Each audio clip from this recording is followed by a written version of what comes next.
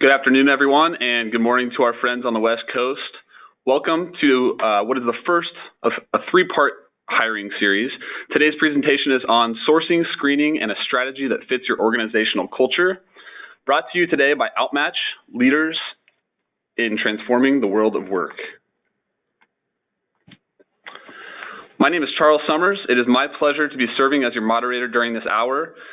If you want to get in touch with me about future webinar topics, OutMatch specific information, or if you'd like to talk with one of our talent experts, reach out by email at csummers@outmatch.com, or you can just chat in your comments. I just want to start by saying this is an especially exciting topic for us here at OutMatch, being at the forefront of talent strategy. We recently launched the OutMatch platform, a new website, and acquired Pomelo, which complements our predictive selection and development tools by helping companies measure and manage organizational culture and increase employee engagement. Together with the folks from Pomelo, we published a white paper on measuring culture and engagement, which is free for all of our attendees today. I'll send an email out after the webinar with the PDF version. As OutMatch's capabilities continue to grow, we'd like you to grow with us. So when you have a chance, head to the website, check out all the new resources, sign up for a future webinar, and get the full scoop on the OutMatch platform by scheduling a tour at outmatch.com/schedule-a-demo. At this time, please take a moment to follow OutMatch on Twitter at OutMatchHCM and tweet questions, thoughts, or quotes as you're listening by using the hashtag OutMatch Insights. The feature presentation will take approximately 45 minutes, and following that, we'll have some time set aside for the Q&A session with our presenters. If you look at your GoToWebinar status window, you'll see a questions queue where you can interact with us during the webcast. Please feel free to ask questions, make comments, or share feedback at any point during the webcast. We'll answer all of your questions at the end of the webcast during the Q&A session.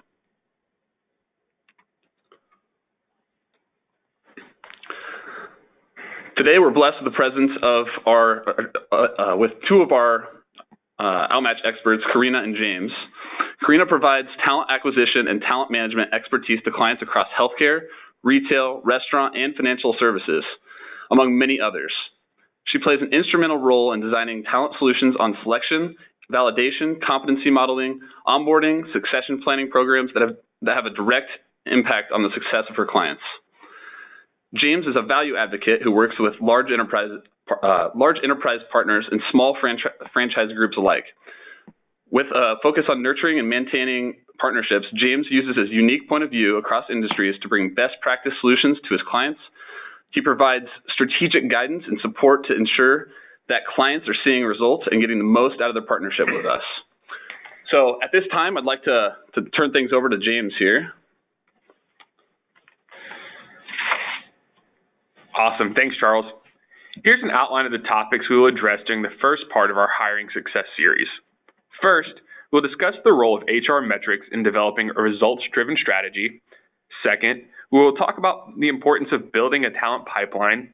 And third, we'll provide some leading practices for identifying top quality candidates that fit a specific role and your organizational culture. So let's take a quick poll to start us off here. Does your organization track people metrics tied to company performance? A, yes, as part of our monthly or quarterly financial reports. B, somewhat indirectly through other metrics. Or C, no, people metrics are an afterthought. The poll is open on the chat window. Please feel free to vote now. And we'll give you about a minute here to log your votes.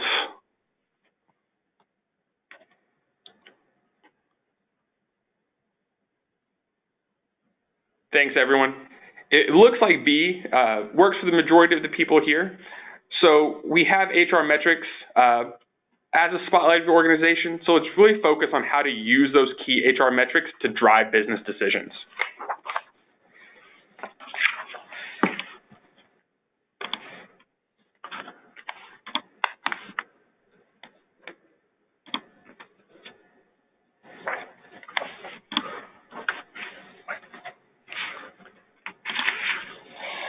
That's right, James.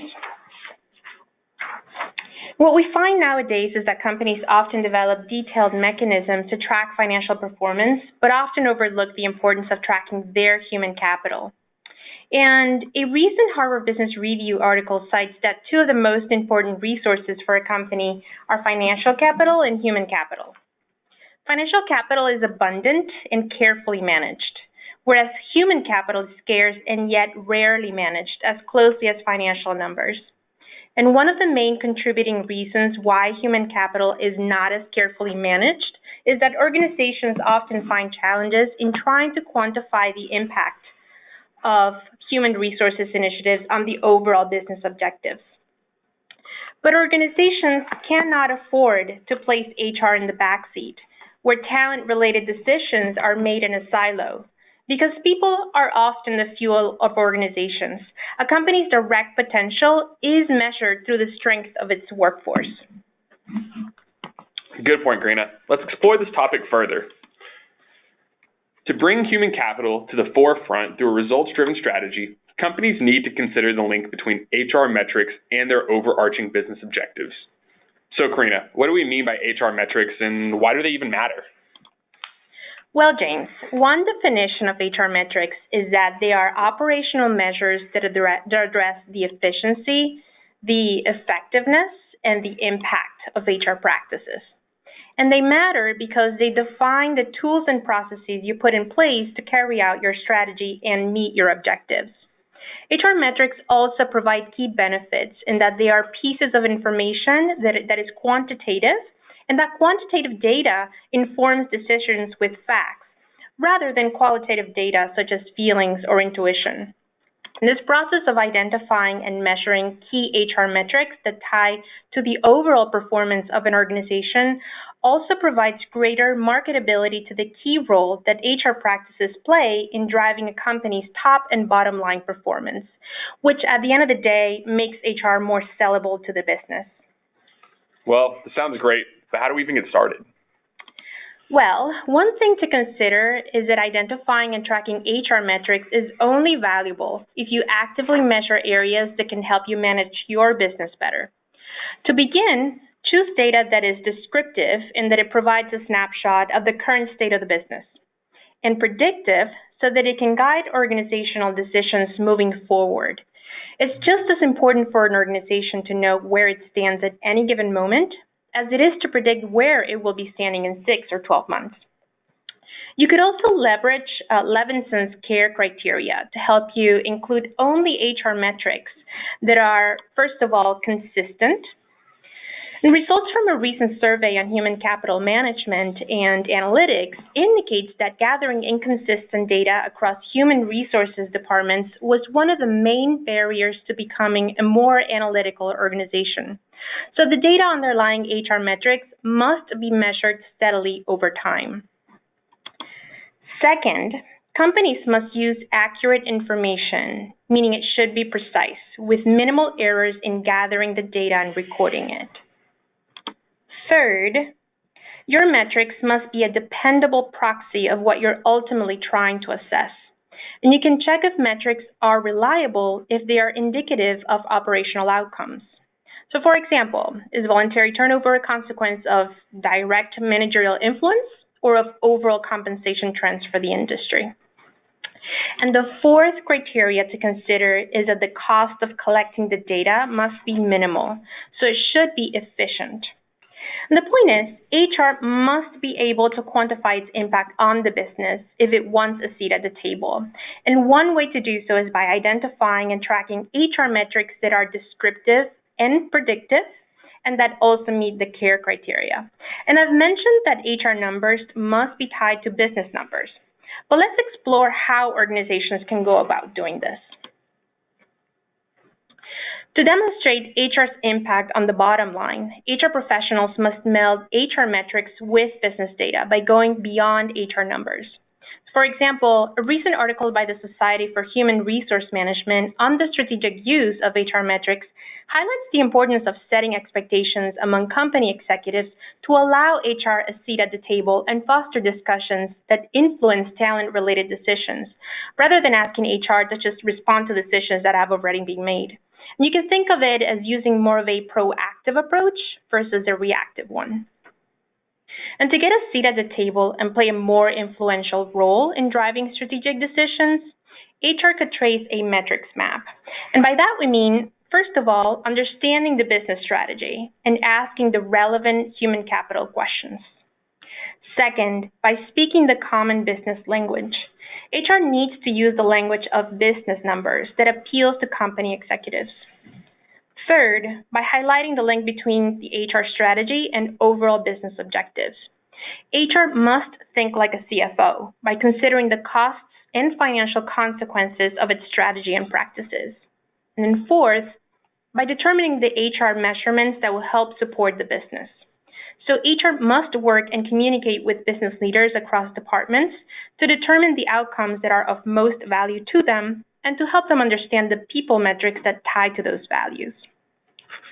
Makes sense, Karina. Tying HR metrics to overall business performance reminds me of these two organizations. So let's talk about how HR can impact the company's overall profitability. Both organizations we'll talk about here use the roadmap to understand the fundamental goals of their organizations, work cross-functionally to come to a common objective, tie HR strategies to these objectives, and determine exactly how they could have an impact. The first one we'll talk about is acceptance insurance.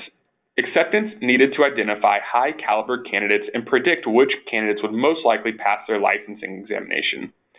By better targeting those candidates that fit the role, Acceptance has been able to screen out nearly 13,000 poor matches.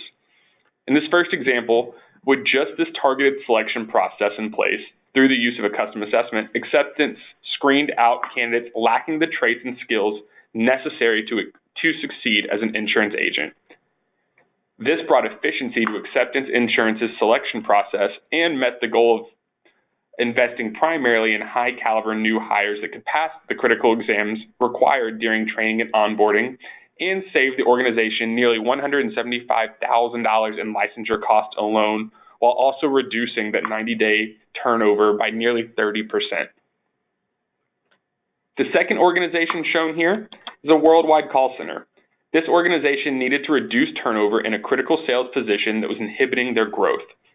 By targeting just those individuals with the necessary traits required to be successful in role, they saw that poor matches turned over at a rate of 25% in the first 60 days, while strong matches turned over at a rate of only 20% in the first 60 days. So by targeting those individuals that had a strong fit to the role, they were able to reduce their 60-day turnover by 25%. Based on this data, the company believes that if they avoided hiring poor matches from the start for their 2,800 call center positions, they can save $150,000 a year in turnover costs alone. These are just a few examples of companies that support overall business objectives through HR metrics. Additionally, part of creating a results-driven strategy that supports overall business objectives also pertains to how a company finds its candidates. So now, let's talk about how companies can go beyond identifying candidates to building a solid talent pipeline. Finding candidates and building a talent pipeline is one of the greatest challenges companies face nowadays. And about 87% of companies have difficulty establishing a talent pipeline, and 62% of companies struggle to acquire top talent. That, coupled with the fact that the average worker has about 4 job offers to choose from, makes for a war for top talent. Companies often find that the biggest recruitment challenge they face is the struggle to engage candidates and draw them into the talent pipeline.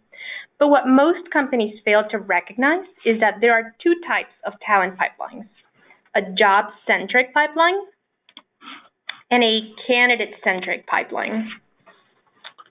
Well, Karina, how do we differentiate between the two? Well, a job-centric talent pipeline is about building short-term pipelines for individual positions as they open. So first, a company builds their employer brand. But companies often think that recruitment marketing is finished once the employer brand is developed. And they only promote their employer brand to advertise for a specific role once the job is requisitioned. Doing things in this order has the adverse effect of establishing individual talent pipelines for each role, once again linking recruitment to the immediate needs of the organization and not the needs of the candidate. Companies that focus on a job-centric talent pipeline are taking a reactive approach to talent acquisition. More than half of companies today are still primarily focused on pushing job opportunities out into the talent market without really giving much consideration for identifying how the company profile reaches applicants or how the applicant connects to the role at the organization. Now, on the other hand, a candidate-centric talent pipeline focuses on building an early, strategic, and emotional connection to candidates. Centralizing the pipeline means that companies are choosing to separate recruiting and hiring. Under this model, recruiting relies on stoking the candidate's interest in looking for a job at the company rather than just looking for a job. To successfully appeal to the candidate, companies need to wisely promote the employer brand once it's been developed. And just as companies rely on differentiated, targeted marketing campaigns to promote their products and services, the same now goes to attract, recruit, and hire top candidates. Companies should use their employer brand to create a more personable experience for the candidate that builds an organizational connection to their values and culture before linking the applicant with a specific role. So ideally, the recruiting effort should be ongoing. Candidates are drawn to the brand, they connect with the organizational culture of a company, then they submit their resumes. And this connection may happen before they even know if there is an open role for them at the company. So companies that focus on a candidate-centric talent pipeline are taking a proactive approach to talent acquisition because their focus is on populating the general talent pipeline by making that early, strategic, and emotional connection to candidates. Now, let's talk about some guidelines from best-in-class companies, which are defined as top performers. So we find that these best-in-class companies are 50% more likely than all others to attract and retain employees because their organizational culture is visibly attractive through an engaging employer brand that resonates with their ideal candidates. With the employer brand on hand, these top-performing companies promote it through various marketing channels that target the types of candidates they wish to attract, wherever they exist in the workforce today. But it's not enough to promote it through short and intense spurts. To make an impact, companies need to keep their employer brand in the market even during times when the company is not hiring, in order to create a continuous draw for both active and passive candidates. So following these guidelines and centralizing their talent pipeline will help employers to cast a broad net to source active and passive candidates. Also to build a talent reserve with candidates that connect to the employer brand and the organizational culture, and then also empower recruiters to shorten the time and cost it takes to hire candidates. Now, James, can you give us some examples of companies that have managed to fill their talent pipeline and how they've gone about it? By having a strong employer brand, both of these organizations will show here we're actually able to take a unique approach to adding candidates to their talent pipeline. The first example is Lineum Staffing. They chose to use the reference checking stage to source additional candidates. What they found was that each candidate had anywhere from 3 to 5 reference providers, and some of those reference providers were interested in learning about other opportunities Lineum had. By introducing this step, Lineum has been able to add an additional 513 candidates to their talent pipeline year to date. The second is an industry-leading restaurant chain that needed a solution to increase their talent pipeline in this tight labor market.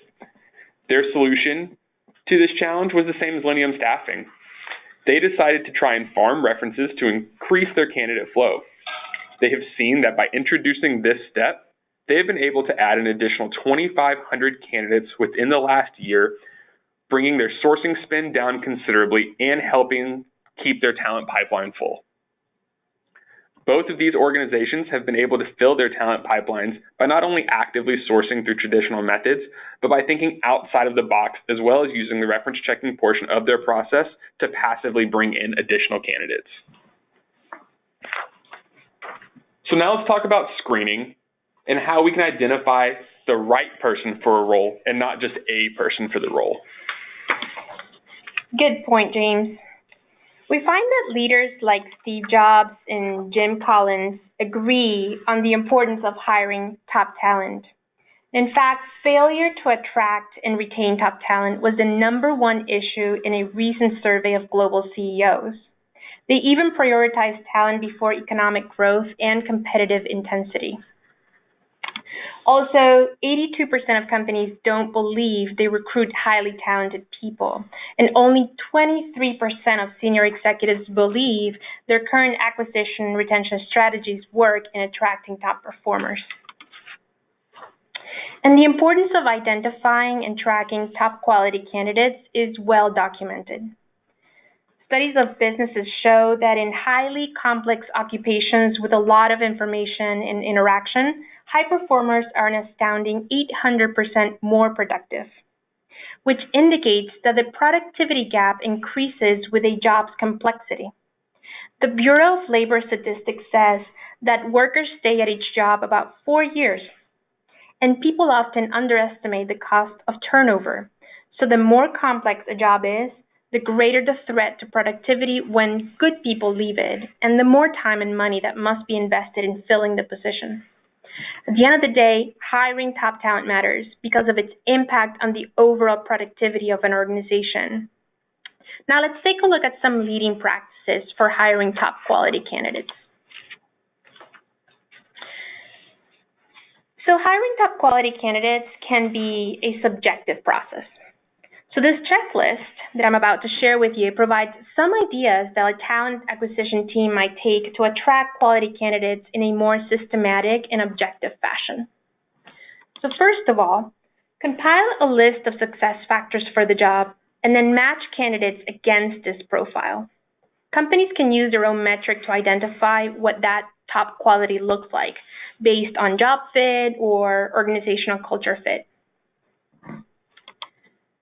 Second, determine and articulate why a top performer would want the job.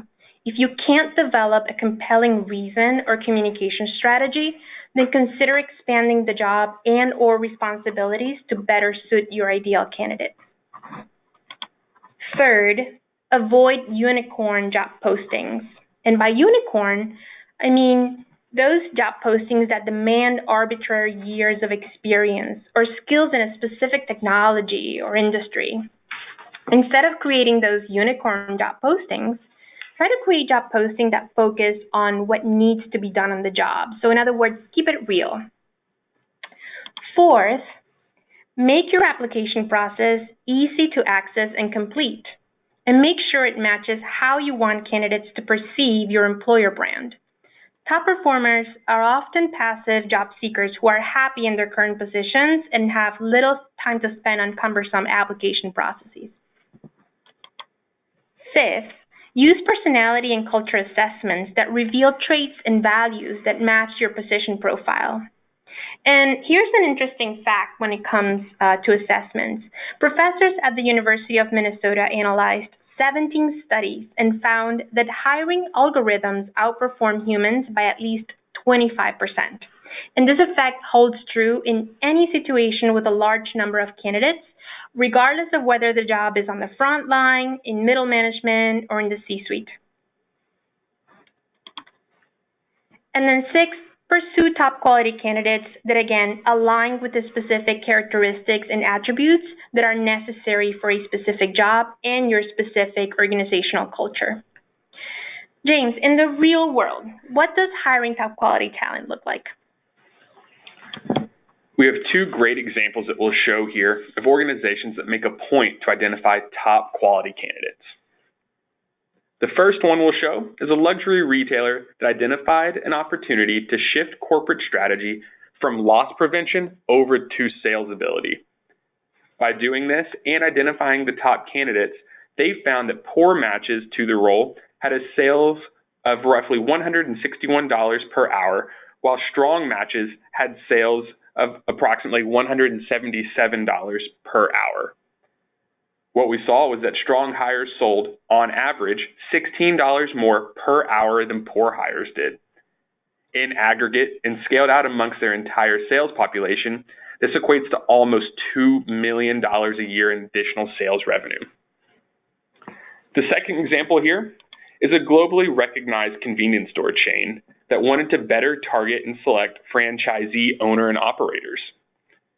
By working through what the necessary criteria to drive success were, they found that poor matches had an overall monthly sales total of $126,000, while strong matches had a monthly sales total of $132,000.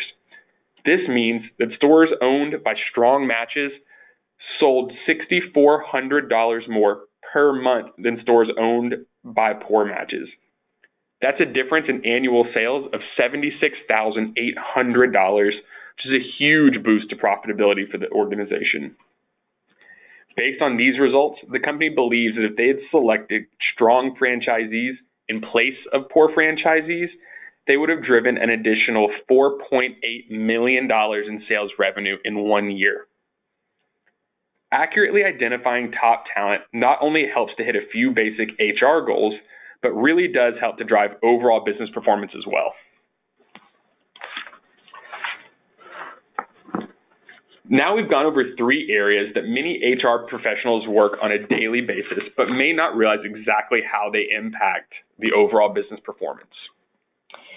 So to summarize, we mentioned the importance of linking HR metrics to company performance.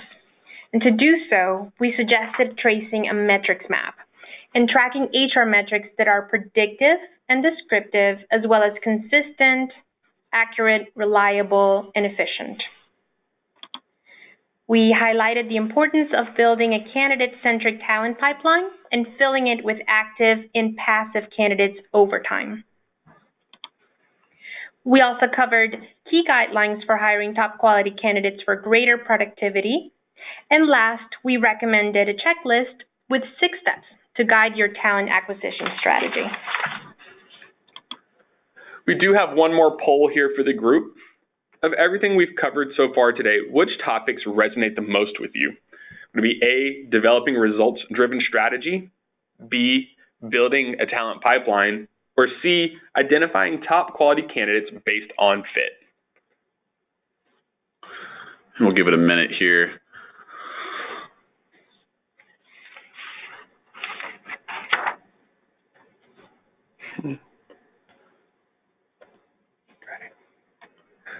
So this one actually looks pretty well split between the 3.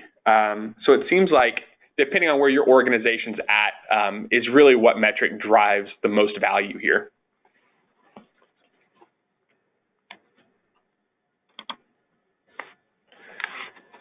If you want to learn more, check out the links shown for some additional resources on not only building a high-powered workforce, but trends in talent acquisition and even Red Bull's strategy for maximizing their workforce's potential. Yeah, and just to piggyback off that, there's so if you go to our blog, you can find any of these articles here. If you'd like, you can also reach out to me directly at csummers@outmatch.com, and I can make sure to get you any of these pieces that you see here as well. So that brings us to our questions, our Q&A here. So I've got a couple of quick questions here for James and Karina, and so I'll open this one up to both of you. But one of the questions that came in from Nicole: for restaurants, are there certain success factors that are universal to all restaurants that predict success? So great question, Nicole. From what I've seen, there may not necessarily be a universal success factor, but what a common theme is at an individual store level, or things like total cost per ticket and total sale per individual. Each organization does track different metrics, but at the end of the day, overall sales would definitely be one common theme that we see. Thank you. Another one here is from Sam. You showed some results of your clients. How can I calculate my own organization's return? Like preemptively, I'm assuming is the question here. And I can take this one. So we do have some calculators that we can show you. So reach out to me directly, and I can work with you on what exactly you want to see. Again, my email is csummers@outmatch.com, and I can put you in touch with the right person to calculate that ROI, those ROI metrics for you. It looks like we have a couple of other questions here. How can I get the 3 articles you showed? So go to our blog. They're in there. If you can't find them for whatever reason, they're all pretty recent, so they should be on that first couple of pages in our blog. But if you can't find them, shoot me an email, and I'll get those to you.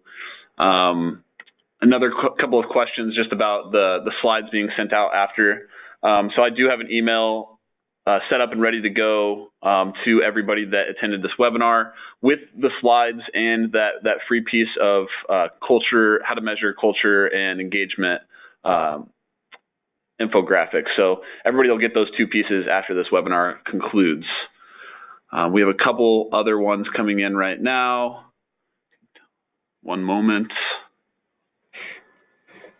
Can you tell us about the book you mentioned in the presentation? I think it was the Good to Great one.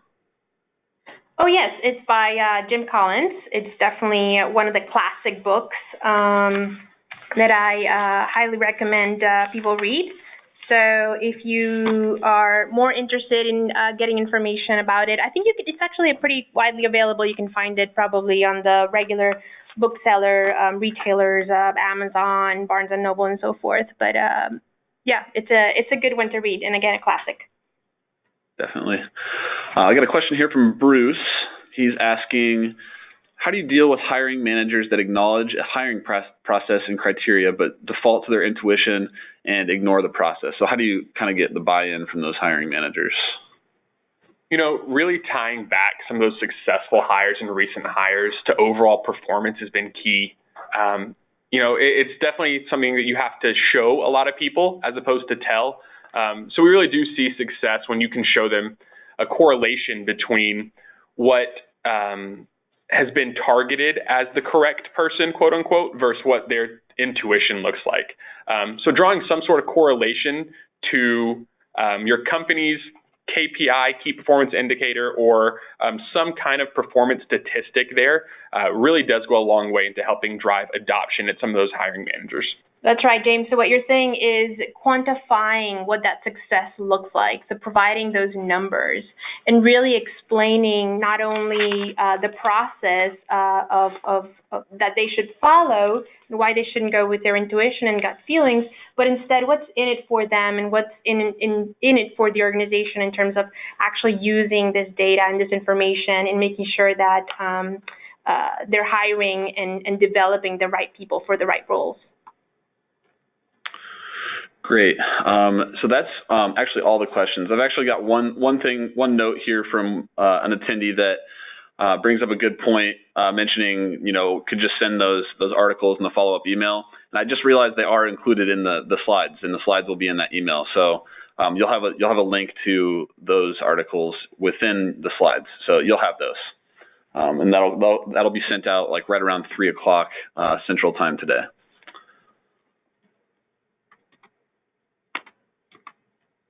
Oops. So that brings us to the end of the webinar. I just want to thank you all for attending part 1 of our hiring series today. If you enjoyed it and you would like more best practices on talent selection, then come back for part 2, turning inexperienced hiring managers into master interviewers. Since our hiring success series is a 3-part series, you're already registered for parts 2 and 3, so you should already have the invitations on your calendar for these dates. Join us again next month to learn about how you can help your managers identify strong talent, run more effective interviews, and make better use of technology for a simple, scalable, and foolproof interview process. All right, I just want to take the time and say thank you, everybody, for joining us today, and we will see you next month.